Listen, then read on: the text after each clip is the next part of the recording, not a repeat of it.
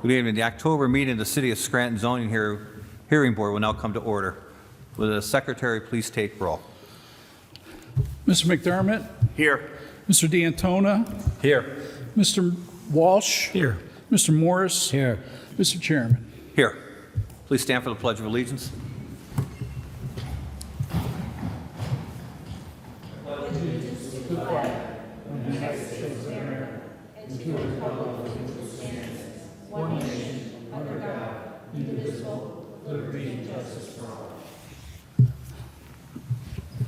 Thank you. In accordance with the Pennsylvania State Sunshine Law, this board shall render its decision on each case either at the end of each hearing or within 45 days of the hearing. If you are given testimony in a case, please come to the podium, raise your right hand, and wait to be sworn in. After being sworn in, state your name and address and proceed with your testimony. Also, anyone given testimony who does not become a party to the case may obtain a written decision from the zoning office. I also have two announcements of law. If you are granted a variance or a special exception, you must wait 30 days from the date of our decision to obtain the necessary permits to start work. However, you may obtain a permit sooner by signing a waiver that any work done during that 30-day period is at your own risk. A favorable decision by this board shall expire 12 months from the date of said authorization in accordance with Section 111I of the zoning ordinance. If you fail to obtain the necessary permits or do not comply with any or all conditions of said authorization, you must seek an extension. Anyone on the board have any remarks? And can you attest that the postings were put up? That's right. All right, thank you very much. Don, we're ready. Case number 1, Cayenne Realty LLC seeks variance to use non-conforming property as neighborhood grocery store at 1501 Capouse Avenue, R2 zone. Good evening. Back this way? Okay. Do you swear or affirm the testimony you are to give before should be the truth, the whole truth, and nothing but the truth? I do. My name is David Edelstein. My home address is 1744 Sanderson Avenue in Scranton. So this particular property is a commercial space. There's actually 2 vacant commercial spaces on the ground floor that have been vacant for about 10 years.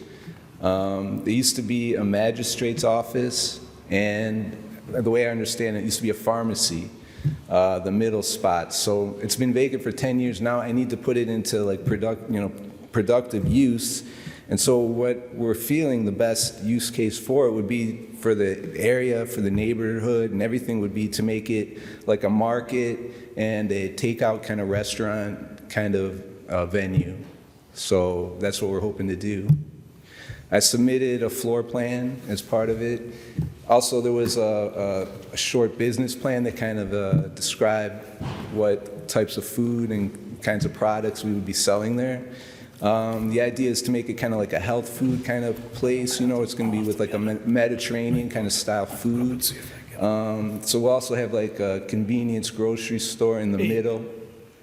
You could kind of see it. I don't know if you have the floor plans. No, do you have a copy of it? Because we don't. Yeah, I have 5 copies here I can give you guys. For some reason, we don't have anything. I uploaded it to the system. Yeah, I figured maybe there was a problem.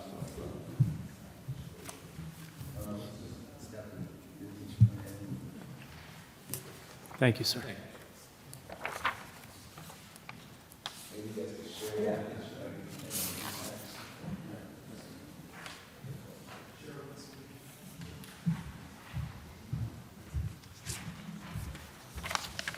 This kind of describes what the intentions are, and then the floor plans. The space, the way I understand it with Mr. King, he explained to me that it was approved before for a dentistry office a few years ago. So there was a variance issued for that, as I understand it. Yep. Yeah. So that's basically what I'm asking for. Do you have any parking in the rear of your building? We have 2 spots. I could show you a picture of what the way the parking is. It's in the rear of the building, or? Yeah, there's a spot. There's 2 spots in the rear of the building. There's one on the side. And you have apartments upstairs? Yes, there's 3 apartments upstairs. There's an existing beauty salon, which anchors the 3rd commercial spot on the ground floor. The corners on that particular intersection already are commercial spaces. There's a pizzeria across the street, and there's retail space, caddy corner. What's your hours of operation going to be? We're flexible on that. Something I was going to bring up. I mean, the longer the hours, the potential is actually better for us, you know, but I'm willing to limit the hours if that's required. Just give me an idea. Yeah, I mean, I'd like to, you know, open till 10, 11 at night, open at 7 in the morning. And how about lighting outside? You're going to have, I'd like to have signs, as to the extent that we could put them, lighted signs if we can. I mean, the biggest problem we run into sometimes with this is blending it into the neighborhood. Yeah. So you don't want anything that's flashing or, a neon sign that's going to, cause a problem for your neighbors who wait. yeah, I'm willing to work with the city and the neighbors on that and keep it. I think your biggest thing is work with the neighbors before the city. If Yeah. you want a peaceful existence. so. Yeah, I mean, I've owned the building since 2017. I have like 20-some units all through Scranton already. Okay. So, and, looking to make Scranton better. is what the intention. You're going to operate this yourself? Yeah, I'll be the owner, and I'll have an operator. I brought him with me, so I'll be directly involved with the operations and not planning on leasing it out to somebody. It'll be my own operation.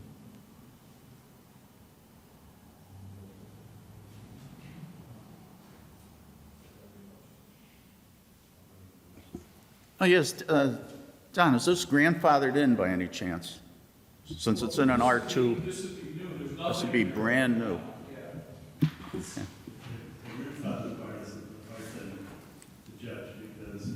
It's been vacant for more than the year. However, it's never been changed from a commercial space to any other use. So it's about 50-50, the case law, when it's something like that. Is there a use, Dan, that is allowed there without our permission? Just curious, is there a use that he is allowed to use there? Oh, sure, it's an R2 zone. So any of the R2 uses would be allowed. And what would be grandfathered and what would be the apartments upstairs and the other businesses? We're only looking at this space.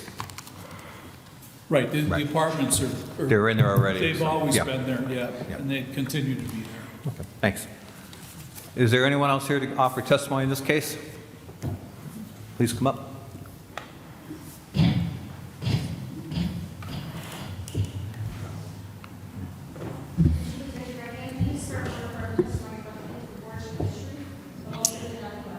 I do. My name is Eugene Ogazalik. I live at 1556 Kapouse Avenue on the same block. And Spell your last name for me? I'm sorry, say that again? Could you please spell your last name for me? Sure, it's hard for me to say it too, It's O-G-O-Z-A-L-E-K. Thank you. I live on the same block, and this is not a permitted use. We're very proud of our block, and we prefer to keep it non-commercial. There are a number of homes, including mine and those next to me, that have been repaired very nicely, and there's old Valverde, Dr. Valverde's home is now being restored. So there's a couple of instances that we're waiting to clean up another house on the block. But as a matter of principle, this is not permitted. And although we'd like to see some improvements there, we prefer not to have commercial. One of my big concerns about the block is that's an offset corner, that you're familiar with. Nira's is right there, the pizza joint. They have parking in the back. And Nada's is across the street, and they parallel park towards St. Paul's. Any over parking over there goes right to St. Paul's lot. But this parking for a fast food type of place is going to be a high turnover. You're going to pull in, you're going to be there for a couple of minutes, you're going to pull out. Pulling out on the street from that side of the block on that offset corner is really going to be very, very awkward. Because if you can imagine being near the corner, the green light, the red light is actually almost right to the left. So there's going to be a car in front of you, and you're going to have to blend with that car and watch the cars speeding down Capouse Avenue, which are making this offset turn. So I think there's not only a parking issue, but there's a safety issue there. Anybody else want to speak up? John, Kathy, Marion? So that's my concern, essentially. It's not approved use, and it's a hazard in traffic and parking. So I just have a question for you, if you could stay Sure. there for a second. There's already commercial businesses right there, in that same building, as a matter of fact. It was a barber shop. Okay, but I mean, it's a commercial business that's in there. Well, it has been, yeah.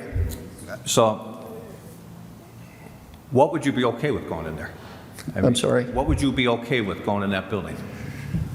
I honestly don't know. I don't know. I mean, It is not a very handsome building to begin with. Well, we're not here for that. I mean, Yeah, it's maintained. I mean, I was at it. I mean, it's not falling down. It's not like your other problem, but, you know. Well, possibly a use that doesn't have a high turnover of people coming there, but also you cannot correct the geometry of that corner. No. When I make the right turn from Marion onto Capouse heading towards Oliphant, I have to be very careful. The people coming down Capouse are really cutting that corner very, very closely. And if you're making a turn on the red light, and you're not watching that guy coming down Capouse, that you're going to get wiped out. So that is a hazardous place there. Okay, thanks. Okay?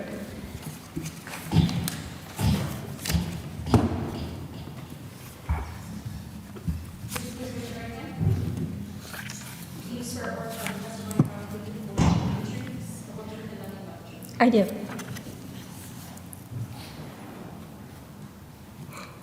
Your name? Marion Wilderman, You spell your last name, please? Wildermann. Okay, thank you. I live at 1554 Capouse. I moved there in 1993. So my understanding, I checked this morning, that the block is actually R1A. There is an exception for that building. That building was built in 1970, my understanding is, and that decision to make it a commercial building was made in 1970 when I was 3 years old. And I've lived at that property now for 30 years. There's not been anything, there was like a government office, which my understanding in terms of zoning is a far less aggressive thing than a restaurant, and a convenience store, which can include alcohol purchase. There's just a lot, lottery tickets, a lot that goes with it, traffic, other, just, it's busy. The block, in my understanding, is R1A, and the decision to build that building was made, decades ago. I mean, there is a barber shop, but there's a big difference between a restaurant and a convenience store and like a government office. So I'm completely opposed to it. Thank you. Thank you. Anyone else?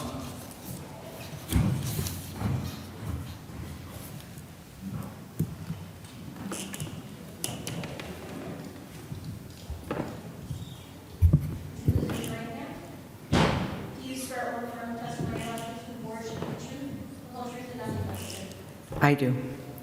My name is Emilia, E-M-I-L-I-A, Ogazalek, O-G-O-Z-A-L-E-K, Jean's wife.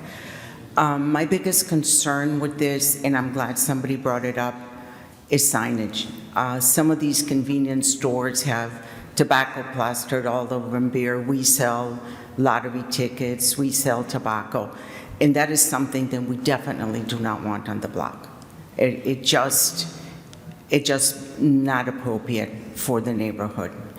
Nearest sign is very discreet.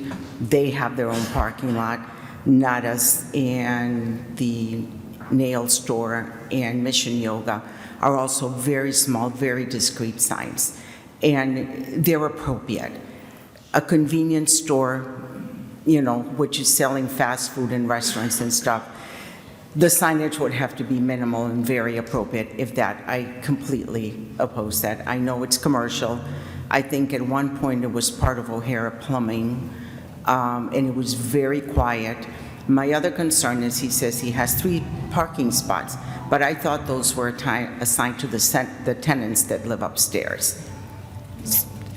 Okay, because that's where, I know the tenants that live there, that's where they parked all the time. Okay. So, again, then if he assigns those spots to commercial, then the tenants upstairs have to park on the street. It's just not appropriate. Thank you. Anyone else?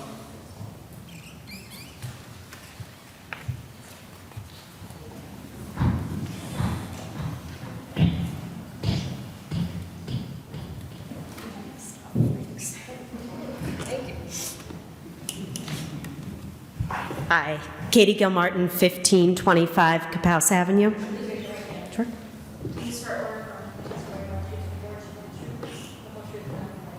I do. Thank you.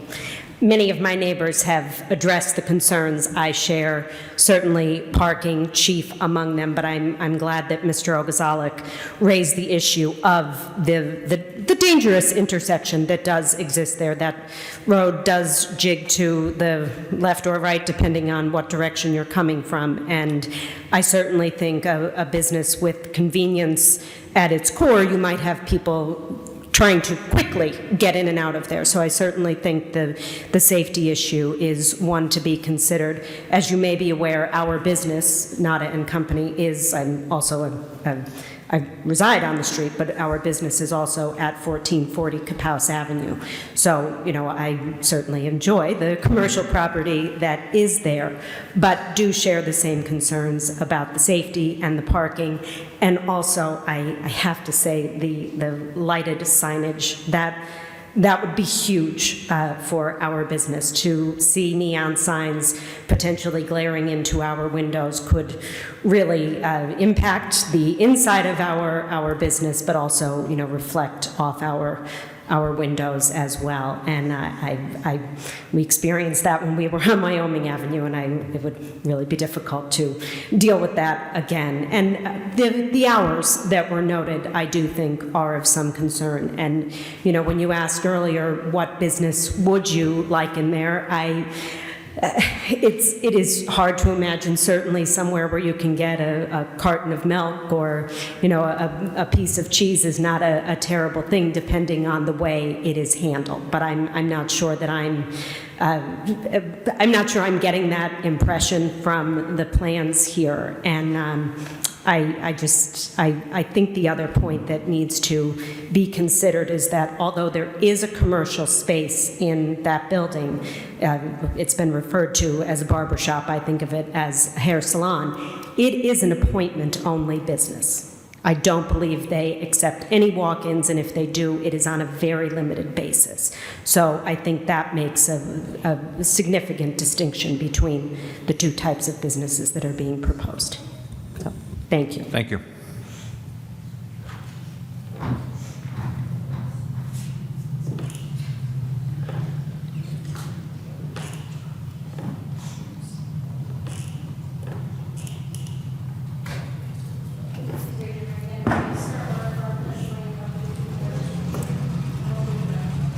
I do.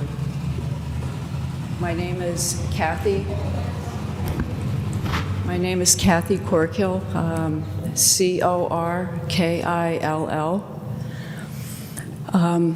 For all the reasons mentioned above, specifically parking, signage, there are also, by the way, restaurants close enough for people to purchase fast food or small portions.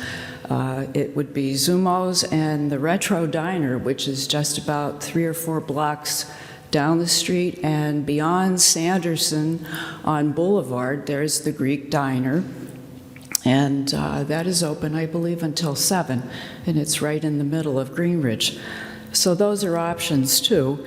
It's not like we really need another restaurant. The other things that are concerning are the hours of operation. I feel that that was a bit sketchy, 7 a.m. in the morning until 10 p.m. at night. And eventually, will there be alcohol sold? No. Particular. No alcohol, no tobacco. Okay, all right. I wasn't aware of that. But alternatives might be something, I'm sure that there might be another need, but I'm opposed to the restaurant and convenience store. Thank you.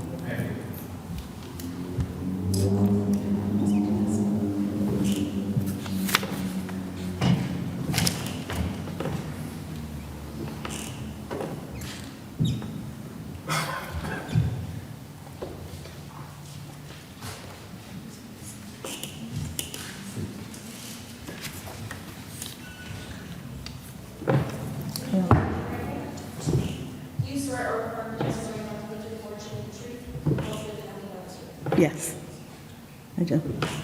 Hi, my name is Paula Joyce, and I live at 1504 Cup House. For all of the reasons noted above, I'm opposed to this use of those properties. Just a couple of additional notes. Katie mentioned that the salon is appointment only. I'd also like to point out it's only 2 chairs. You know, they'll not have anyone more than 2 people there at any given time.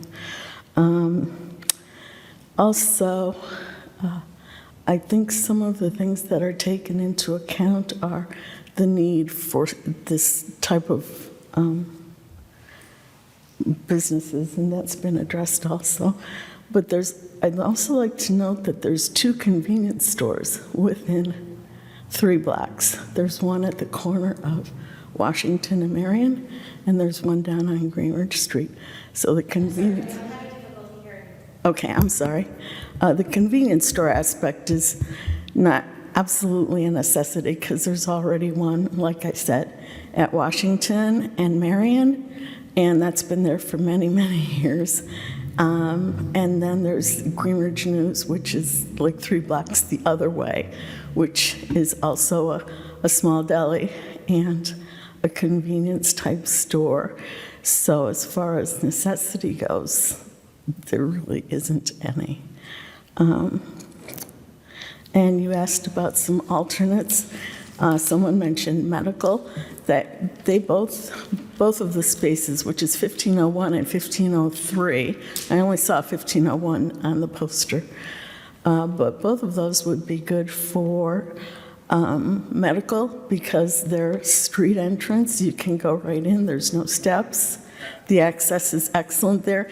And the size is fine for a small individual medical practitioner, which we don't have a lot of in this area. But if we could, if it was to be marketed, maybe we would, attract some more. Just address that part of it. I've tried to rent the space as an office, as a medical office for many years, including hiring the top brokers in the area, and I got no interest in it at all as an office. Yeah. Well, I understand at one point there was an appointment for that type of tenant, but unfortunately one of the residential tenants had a very large, very loud dog, and that, it's my understanding, that was very off-putting to that potential tenant. So I would oppose these uses for those spaces. Thank you. Thank you.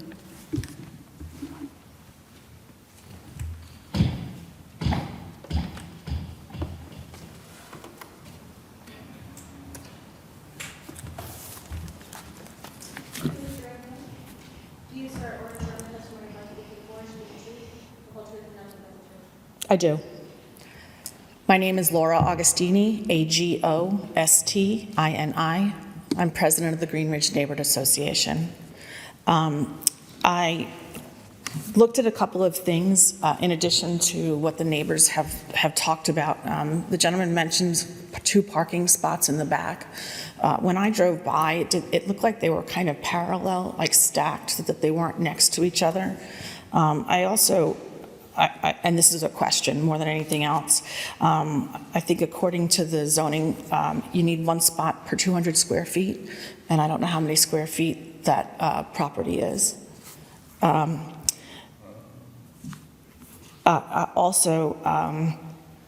It is, that side of the block is R1A, I believe. I just pulled up the map so that I could check it out.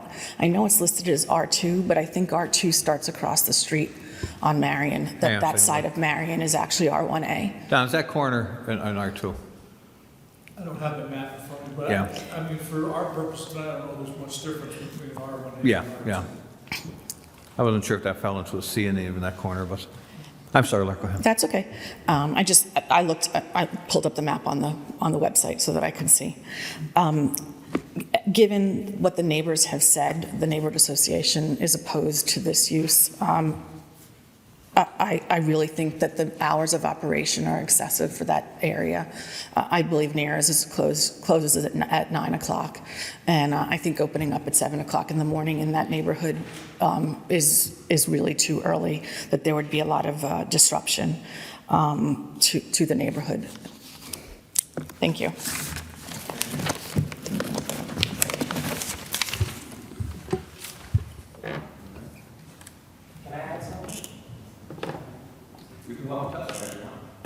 You got to come there.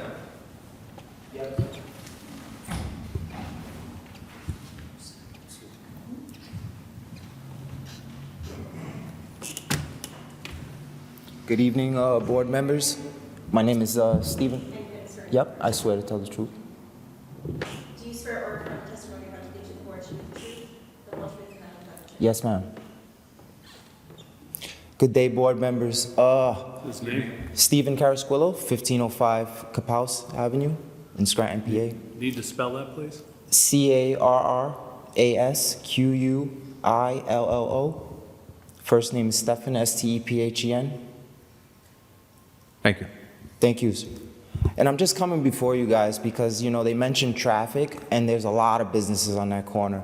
You know, Nala has a lot of businesses in and out. Nera's have a lot of business. They park in front of our building consistently. It's actually a beauty salon that some of them do attend. I do actually see them. They're actually customers that come into the beauty salon. There's a lot of cars that park there. They never have any problems. They pull off. They come in. They go do their business. There's a lot of traffic in the morning because we have the coffee shop up the street, and they're open at like 6 in the morning. And that's parked bumper to bumper, which is very nice. You know, it's a very nice business. They're always making, you know, it's very busy, you know. And this spot, we clean up. We're out there consistently. We want to put a beautiful mural on the side. We didn't want to sell any tobacco, any liquor or alcohol, because we don't want to mess up the neighborhood. We want to better the neighborhood. We want to bring the community better, give substantial farm-to-table food. You know, we're not trying to mess up the neighborhood. Like, I really don't know. I'm lost for words because I really don't know what to put in there. Like, what do they want? They want apartments. They want offices, doctor's office. You're going to have the same volume of people. People have to come in, sit in waiting rooms. The parking is still going to be used up. So I'm really, you know, and I asked them to work for us. We're not coming to mess up the neighborhood. We want to be a part of the community. We want to, you know, throw fundraisers, and we're just looking to be part of the community. We're looking for acceptance. You know, we're not trying to start or devalue anybody's home and property value, because that's not what we're looking for. We come into that spot, we better it, we put, you know, we're not putting crazy signage. It's a beautiful corner. It's eccentric, you know, it's nice. We're not trying to soil anything, you know, and that's pretty much what I had to say. And I'm sorry I'm adamant, but it's something that, you know, and I respect everybody's concerns and comments, you know, and on that note, thank you, gentlemen. Did you meet with the neighbors at all and discuss your plans at all? No. Okay. We met with, I did speak with the neighbor across the street, the dog, Yeah. I think I used for his mother. David. When you're speaking, you need to go to the I did speak with the neighbor directly across the street from me a while ago, and he seemed okay with it, and we mentioned it to the other neighbor right to the right of me. The neighbor on the left of me lives in another city. He's a landlord as well. And then the two commercial spots, I figured they were commercial spots, so it would kind of fit right in with their situation. Another reason why, we wanted to have the best use case for that space. It is a commercial building. Whether, you say it's residential or not, that corner is a commercial corner except for the one house. The actual corner itself is a park, so there's parking available on that side of the street as well. The concept of that building is a commercial building. It used to be a commercial building.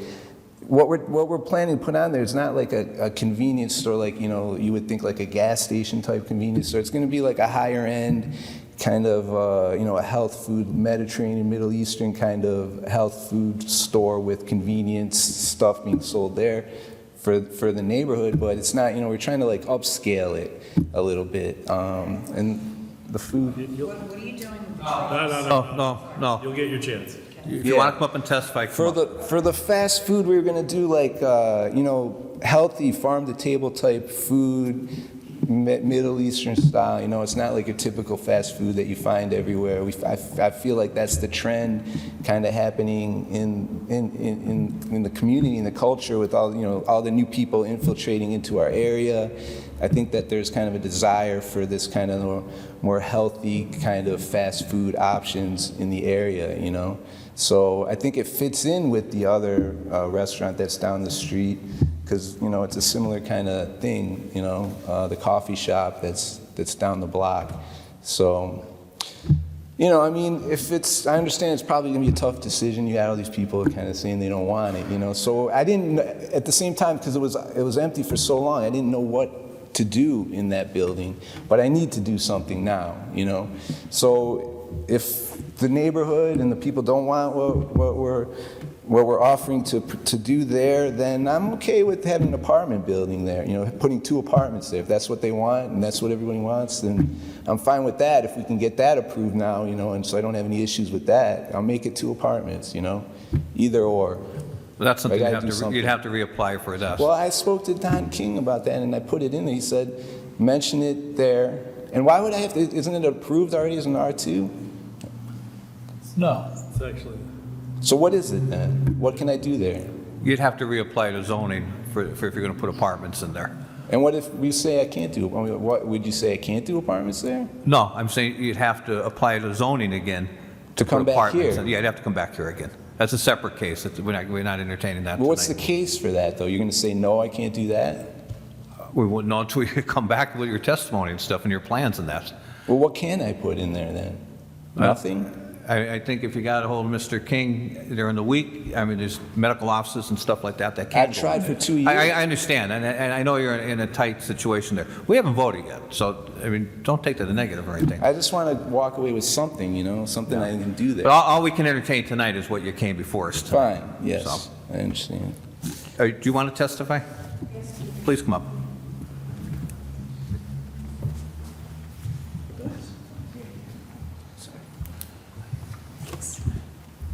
Please raise your right hand. Do you swear or affirm the testimony you want to give before you speak the truth, the whole truth, and nothing but the truth? Yes.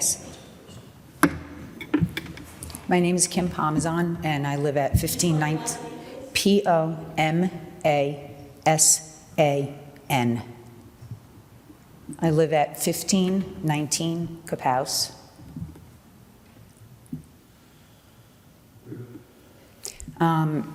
A few concerns.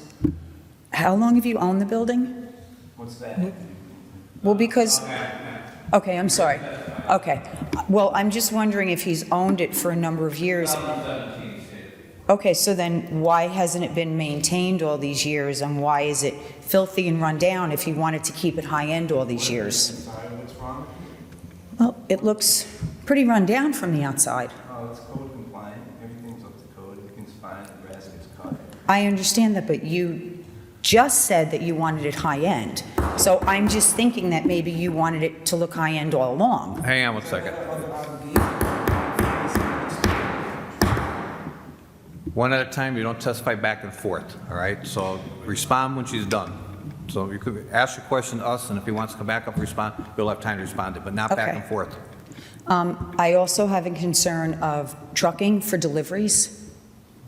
As far as, are we going to now have big 18-wheelers dropping off deliveries all hours of the night, taking up parking, the spot there? None of the other businesses that are there, they're small businesses and they don't have big trucks coming in for deliveries.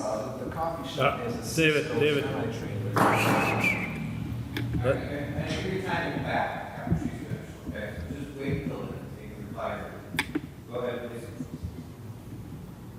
That was a concern, the deliveries, and again, the parking in front of all of the houses. And we just, we're not happy about the way that the building has looked. So just going forward, is this going to be a truthful situation about the way that it will be maintained going forward? The zoning is that it's not supposed to be that type of commercial property anymore. Well, it could be a commercial property. I mean, it can come back before us for a doctor's office, what's permitted in them zones. No, he wouldn't have to come back if it's a doctor's office, stuff like that. I mean, there hasn't been any kind of an attempt for, maybe residential on the first floor. Well, I mean, you don't, ma'am, you don't know what he's been doing in the back, if he's been trying to rent it out or anything like that. Okay. So that's not a fair statement. So, okay? Okay, thank you. The only thing I have to say is that Go to the microphone, please. there are deliveries to the coffee street down the street with Cisco semi-trucks, so there are large deliveries that go on there, so. Can I make one more observation, please, very quick? I think we heard enough testimony. I think everyone you had your turn at the podium, so.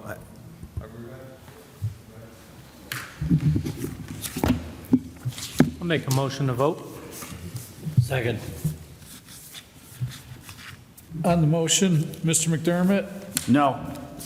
Mr. D'Antona, Yes. Mr. Walsh, No. Mr. Morris, No. Mr. Chairman. Yes, by a vote of 3-2, your application has been denied.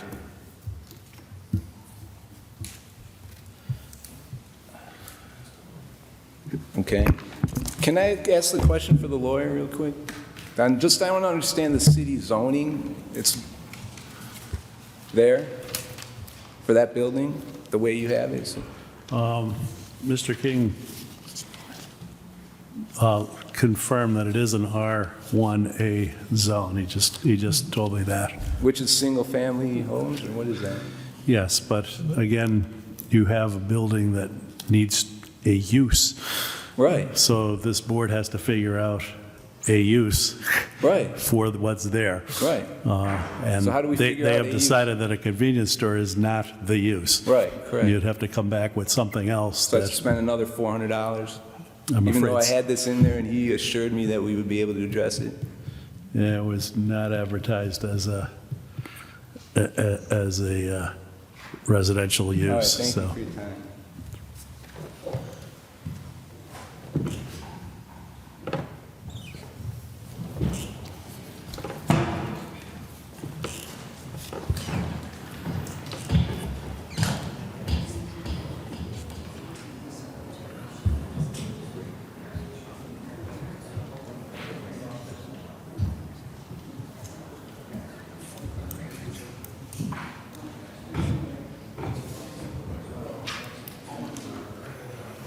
Down, we're set. Case number 2, Michael Ford appeals zoning officer's notice of violation issued for operating a rooming or boarding house at 220-222 South Main Avenue CN zone.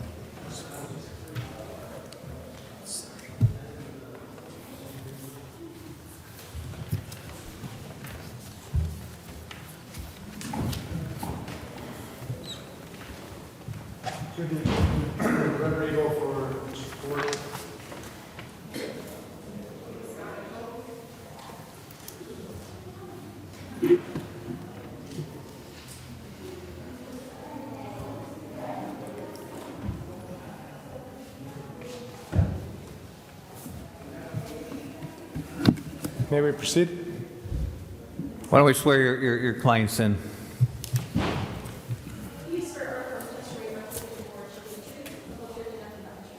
Yes. Do you want to individually state your name and address, please? Denise Ford, home address is 513 Highland Drive, East Stroudsburg, PA. Michael Ford, address the same. Thank you. I would call Michael Ford. Mr. Ford, you've already told the panel your name and where you live. Do you own property in the city of Scranton? Yes. And where is that property? 222 South Main Avenue. How long have you owned that property? About 13, 14 years. Can you describe the way that you have used that property during the time that you have owned it? Yes. And actually, let me take you a step back. Could you first describe the property, its general size, layout, how it is designed? It's basically a four-family house. You have 2 apartments on the first floor, a 2-bedroom apartment and a 1-bedroom apartment, and 2 apartments on the second floor that are 4 bedrooms apiece. Now, with that description, can you tell the board how the occupancy is handled? Okay, the first floor apartment is a 1-bedroom apartment. The second floor is a family of, 222 is a family of 4 individuals that are related. On the other side, at this particular moment, is a 1-bedroom that is empty. On the second floor, we have a gentleman there with 3 other roommates. And on the other side, we have a gentleman there with 2 roommates. Now, how long have you operated the building in the fashion that you've described? Since we owned it for about 13 years. So the entire time that you've had it, the use has been the same? Yes. Can you tell us about the individuals who are in the units that you described currently? I believe it's 3 and 4? Yes. Are they related in any way? No. Sure.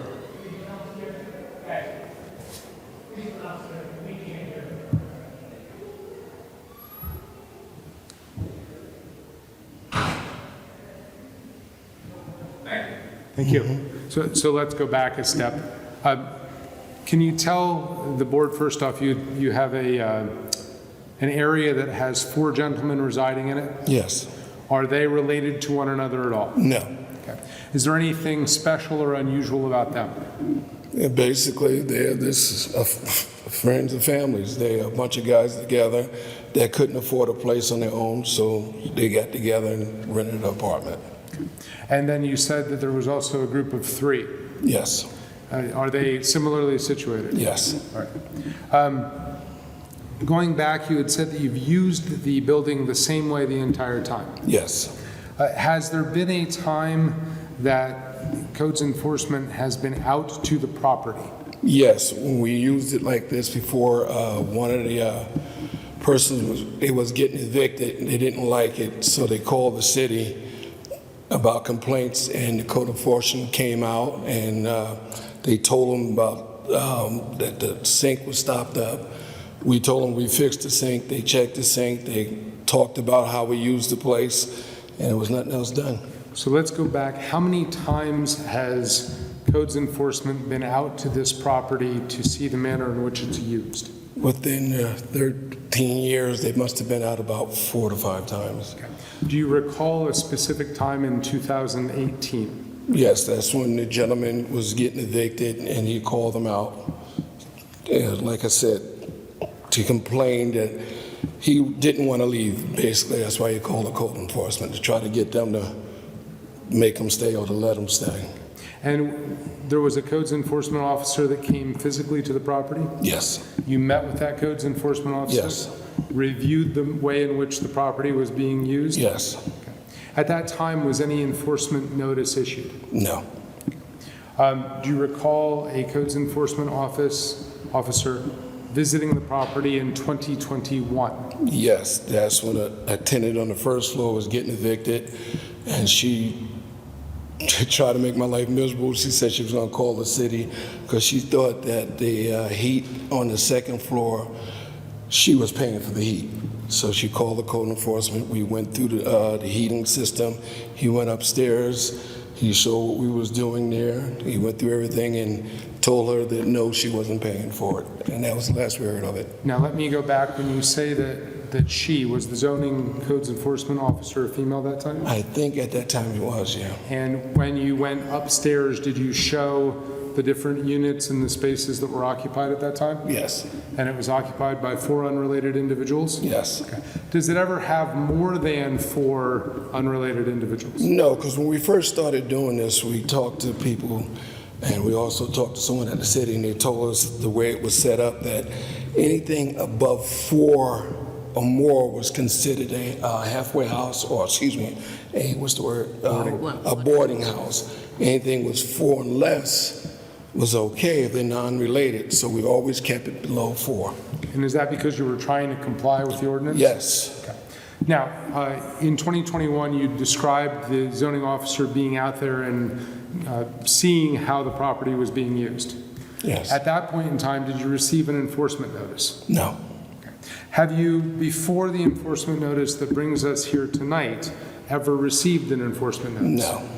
And when you started utilizing the property, when you bought it 12 or 13 years ago, is that when you had the meeting with city officials to make sure you understood how you could use the property? Yeah, when we did when they first started doing the registration, they used to come out to the place. So when they did the registration, they came out, they saw the place. We talked about what was going to be used for the apartment and stuff. We never had any problems with it.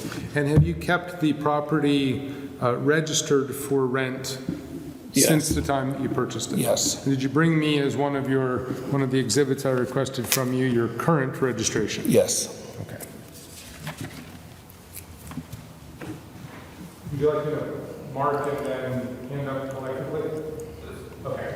I'll mark that as one. Now,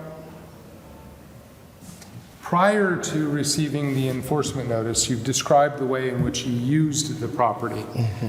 Did you have a different method of handling your leasing arrangements with the people who were in the, I'll call them the individual area, so that we're differentiating from the family apartments? Right.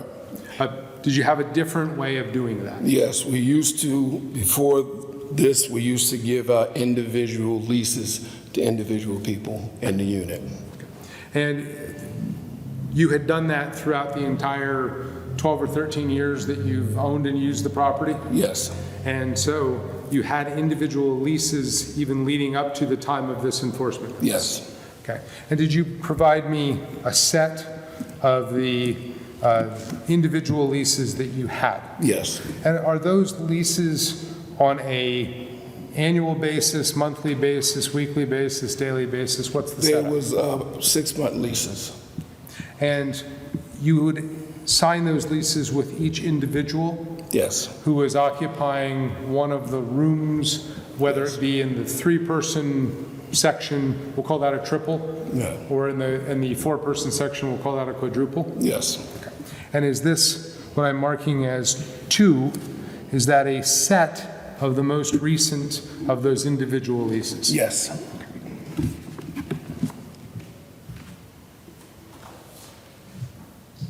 Now, after receiving the zoning enforcement notice, did you try to determine whether there was a different way for you to operate the triple and the quadruple unit so that it would be even less likely to create a concern regarding the enforcement issue? Yes, when we got the letter, I was basically confused because we had always did it this way, and we thought we was doing what we were supposed to do because we kept it 4 and below.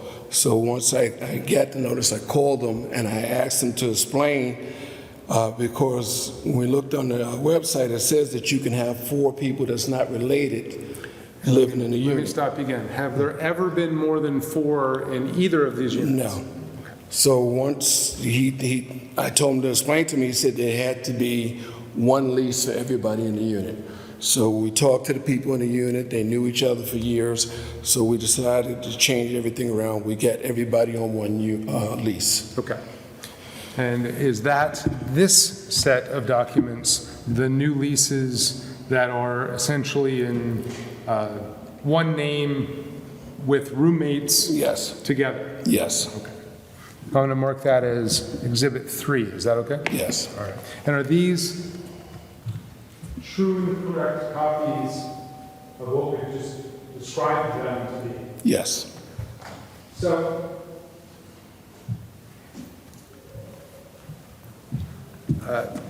at this point in time, let me ask this question. Do you believe you've ever been out of compliance with the zoning ordinance? No. And most of the zoning people that we talk to, they know that if they ever saw anything wrong with any of my buildings, all they had to do was tell me, and we took care of it.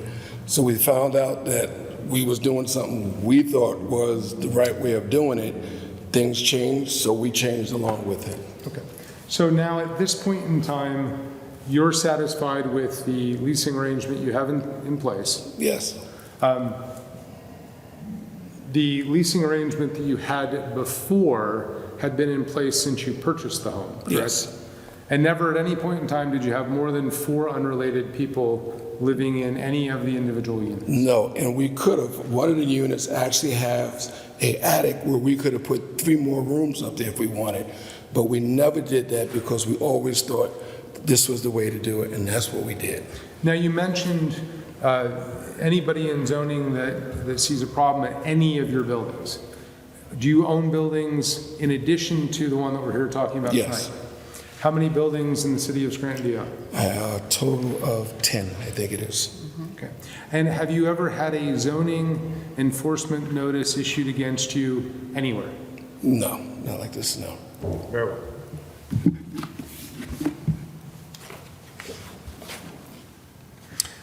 I don't have any more questions for you, Michael. I'll call your wife briefly, but the panel may have questions, or Attorney Penetar or Mr. King, I don't know. I mean, Mr. King, do you want to explain how we got to this point, or? Well, first, I'd like to ask Mr. Ford some questions. Okay, sure. So you said previously you did individual leases. Now you have lease between, we'll talk about the four people in one apartment. Those 4 people show up to rent your apartment at once. Four friends decided to rent your apartment, or did they come individually? Four different people. When we did this, when we changed the lease, they was already there. So it was 4 people already there. When I rented out to them, 3 of them knew each other. The other one came later. He was locked up. Okay. He came later. And if someone leaves, one of those 4 leaves, and I show up tomorrow, will you rent me? Yes, if you fit with the rest of the group, yes. If they have no problem with you and you are part of the group, yes. I mean, I think, and there's always confusion over this. The ordinance says you could have up to 4 unrelated people. The ordinance also says they have to operate as a household, as a group. So if 4 friends get together and want to rent their apartment, certainly nothing wrong with that. But if you're renting out the rooms individually, even if you put them on one lease to satisfy, I believe that's a rooming house under our ordinance. Can I ask you? You don't need to respond to that. Obviously, that's for the zoning hearing board to determine. That's a conclusion. I appreciate Mr. King's position and understand that if he didn't believe that was true, we wouldn't have issued an enforcement notice, which was one of the reasons that part of the basis for the challenge to the enforcement notice is the zoning by estoppel aspect of this, that Mr. Ford has been handling the property in exactly the same way for 13 years, not under the radar, but in front of the authorities. And so he actually enjoys essentially a vested right in continuing to do it the same way. Well, on behalf of the city, I'll disagree with that also. Understood. But by his own testimony, he just admitted that he is renting it out individually. He just stated that if someone comes up in that group, so now we're going back to it's an individual renter. And that's where I have a concern too. He might have been doing it that way before and under the radar. I mean, nobody picked up. I mean, he was open about it, but no one picked up on it or anything. Doesn't mean it was right though. If the ordinance states that, and by his own admission right now, if I come up to him and there's a room empty, and I fit in, I like these guys like me, he's going to rent it to me, I'm looking at that as an individual renter at that point. He can do that, but he would have to have a new lease among the new four. Right. Understood. Right. Yeah. Yes. And I suppose the spot where we have some potential disagreement is that from our perspective, since there was, and there is undisputed testimony that there was an investigation in 2018, an investigation in 2021, the use was reviewed, no enforcement notice was brought, he is at that point in time essentially deemed to be in compliance with the ordinance. Whether we would decide later that he was not, essentially can't be done. Again, on behalf of the city, I'll disagree with that. In 2021, I was a zoning officer. I was never at his property.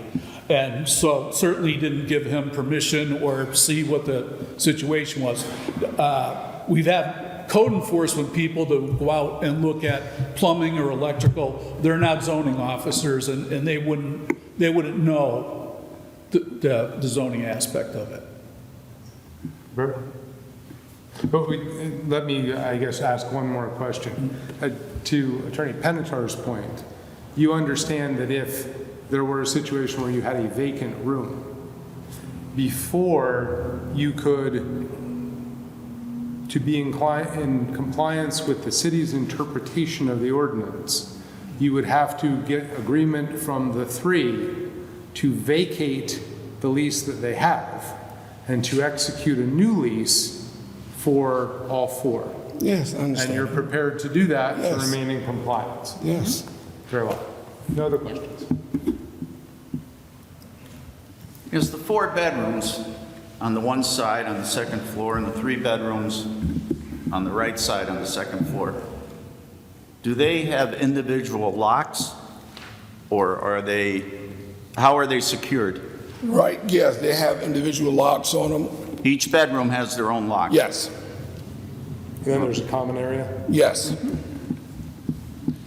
And if the locks was a problem, I already talked to the guys, if the locks was a problem, they had no problem taking the locks off the doors, if that's our issue. Can I say something? What do you want to, wait, before you say it, what is it you want? I just want to let them know that these are 4 guys that cannot afford places of their own. They get together. You've already said that. Okay, they get together and they're paying for this unit. Sure. That's all this is. Yeah, I understand that. You've already said that.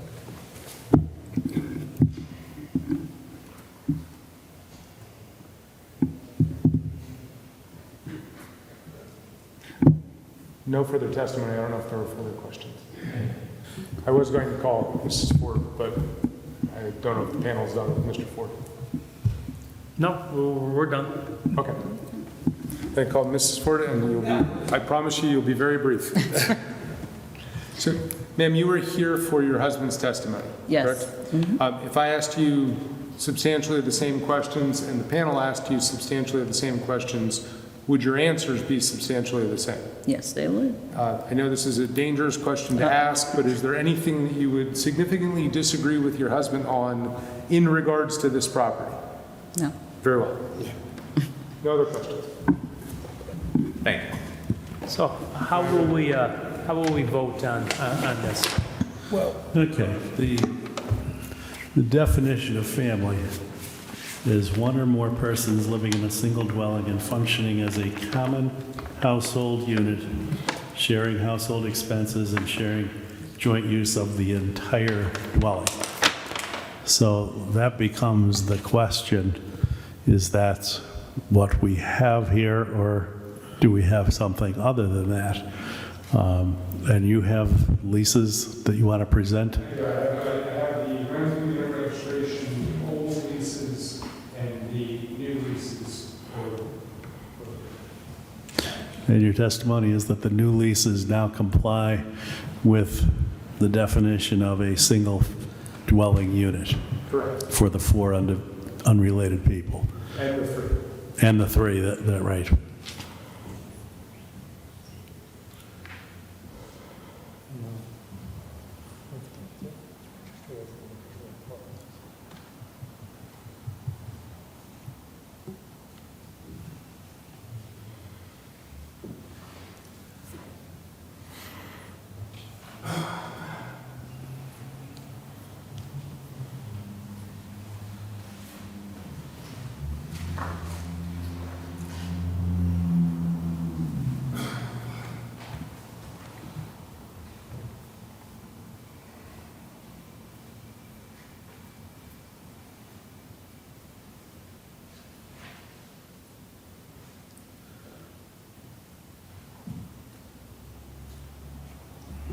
So while he's reading this, Dan, when we do make a motion to vote on this, are we agreeing with Mr. King or agreeing with, like, how do you want us to vote on this?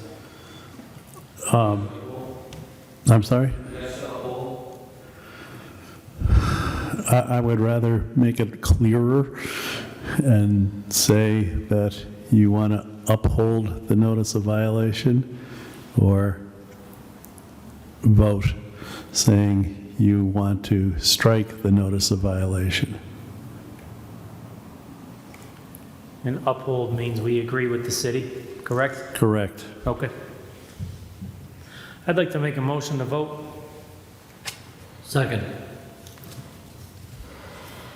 On the motion, Mr. McDermott, Uphold. Mr. D'Antona, Uphold. Mr. Walsh, Uphold. Mr. Morris, Uphold. Mr. Chairman. Uphold. By a vote of 5-0, the ruling of the zoning officer has been upheld.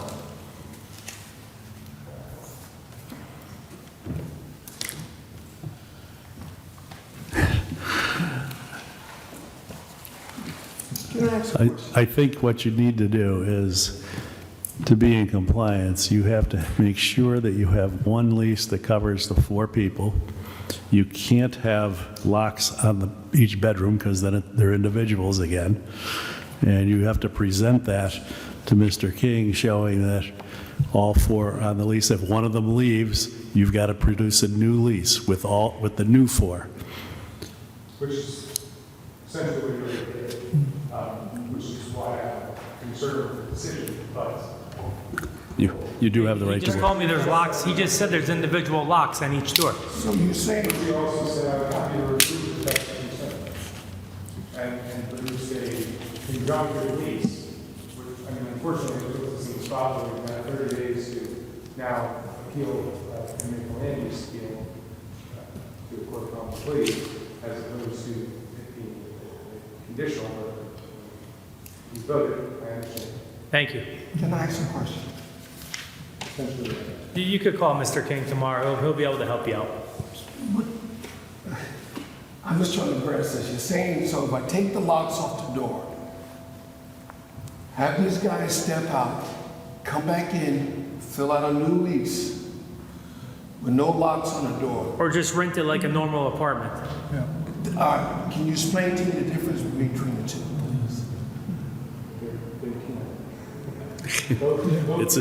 It's What we're saying the definition is in the zoning ordinance. Yeah. It tells you what you have to do. Yeah. If the individual people have to lock their bedroom doors, they're not operating as a family.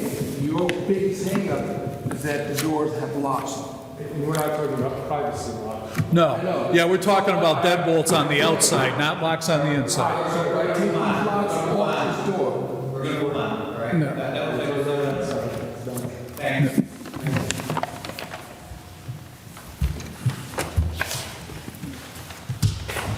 Well, I worked all day on that.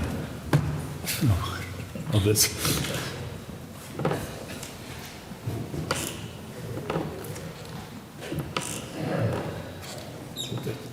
I had pulled this case when we had the ones from West Pelosi on Madison. She was the same thing. She said, "Oh, the city manager running the house." the application.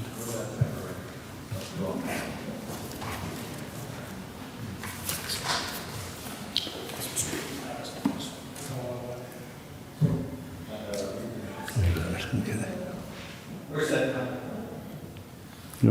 Give us 1 minute. Case number 3, Alliance T&T Appeals Zoning Officer's Notice of Violation issued for conversion of single home to 2-unit home at 1820 Clearview Street, R1A zone. Anybody here for that? Oh, I'm sorry. 1820 Clearview, do we have anybody here for that? All right. We'll try and get in touch with them and make sure that, I know we've talked to them and they asked us to continue it to this month, but case number 5, Elder Munson seeks variance to convert which is a 2-unit home to a 3-unit home. I advertised that they're wishing to open a 3rd unit in the basement. Sorry.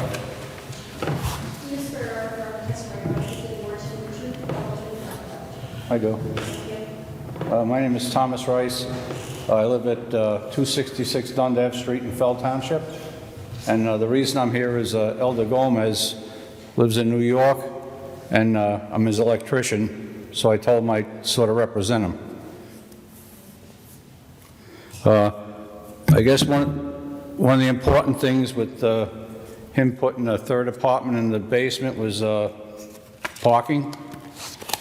If I took some pictures today and then I developed one of these pictures, you can see a 3-part concrete pad, and the driveway was 18 feet wide by 90 feet long, and I had my pickup truck at the end of the driveway. I'm sure you could park another 2 on the bias and get out of there.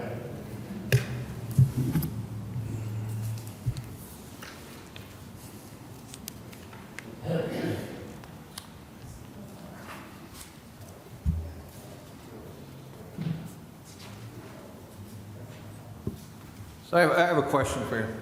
Sure. I seen you put a new door in the front and a door in the rear. Are there windows in that basement?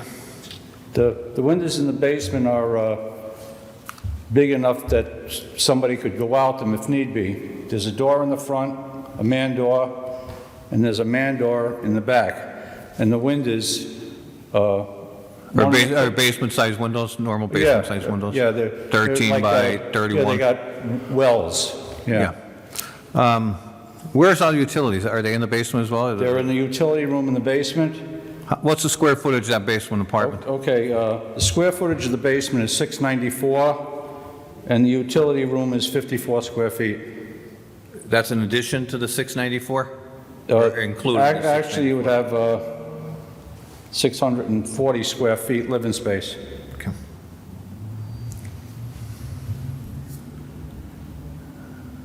Is that rented as of now? Is anyone in that basement? Pardon me? Is anyone living in that basement? No. And the 2 apartments upstairs?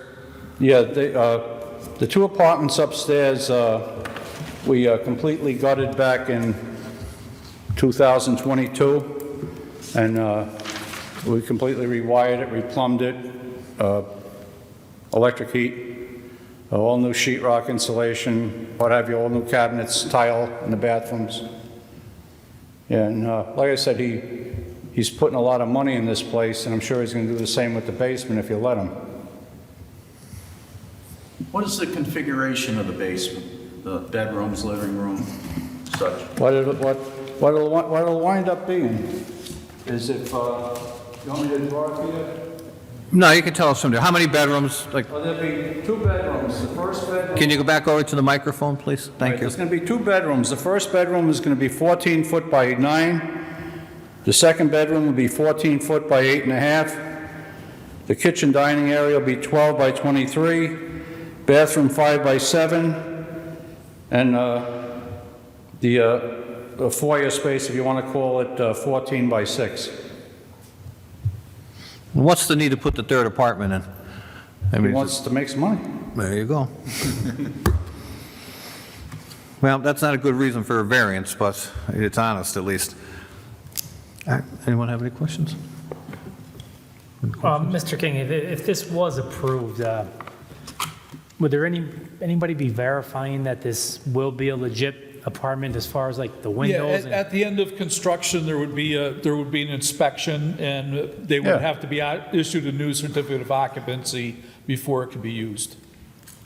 And like when NAIC came for the upstairs apartments, I mean, they were terrific, you know?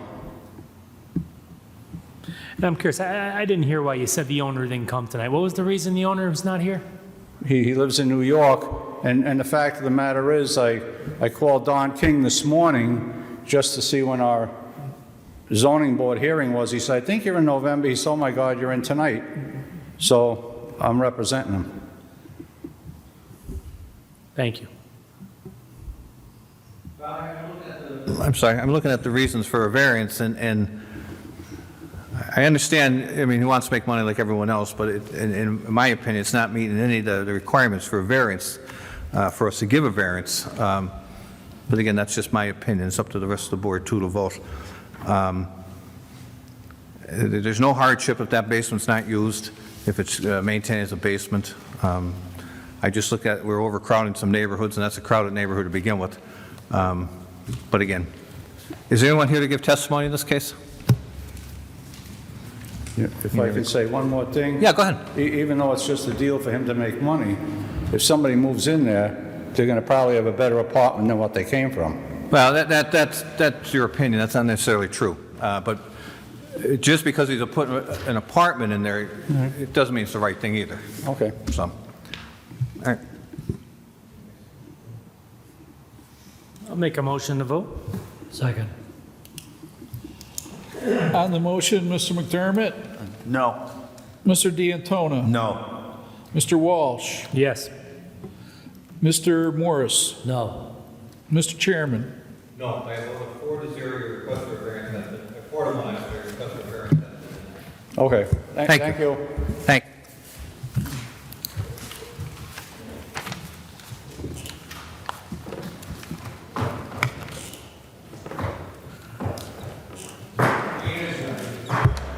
Jimmy.